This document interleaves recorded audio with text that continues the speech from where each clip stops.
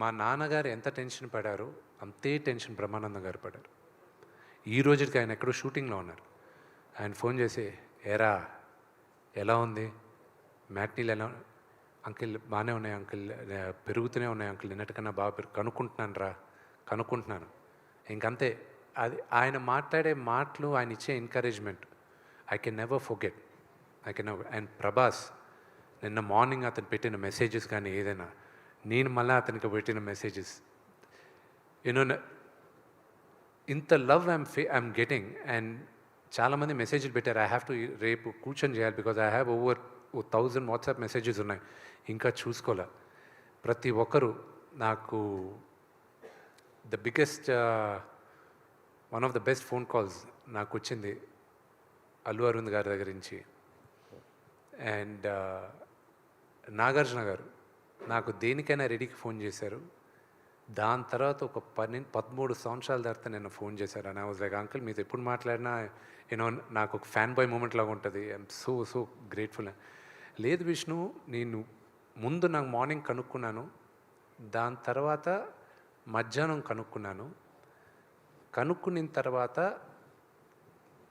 నేను మళ్ళీ అడిగాను మా వాళ్ళని, మీరు చెప్పేది నిజమేనా అని. అవును, అయితే నేను మోహన్ బాబు గారికి ఫోన్ చేస్తే చేయమంటారా అని అడిగాను నేను వాళ్ళని, ఎందుకంటే మళ్ళీ నేను ఫాదర్కి ఫోన్ చేయాలి కదా. అవునంటే అందుకే ఫాదర్కి చేసిన తర్వాత నీకు చేస్తున్నాను. Congratulations, you enjoy it. నేను చూసిన తర్వాత నేను చెప్తాను. Everybody are saying you did a great job అన్నాడు. ఇంత పెద్ద సక్సెస్ అయిన తర్వాత డెఫినెట్గా అందరూ కూడా ఈ విజయోత్సవంలో ప్రభాస్ని ఎక్స్పెక్ట్ చేయొచ్చా? నా సోదరుడికి ఇష్టం లేని పని, నేను మొహమాటం ఉండేది, ఇబ్బందికరమైన ఉన్న పని నేను ఎప్పుడూ అడగను.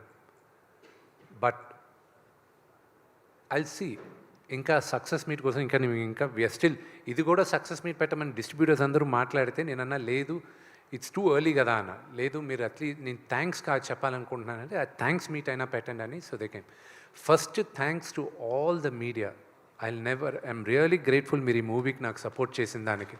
I'm really grateful. And the messages all of you have sent, I'm really grateful. Kannappa ముందు మంచు విష్ణు వేరు, కన్నప్ప తర్వాత వేరు అనే విధంగా ఈ సినిమా మారిపోయింది. మీ బాడీ లాంగ్వేజ్ ఏంటి, ఇప్పుడు సక్సెస్ ఏంటి, మీ రేంజ్ ఏంటి, అంతా మారిపోయింది.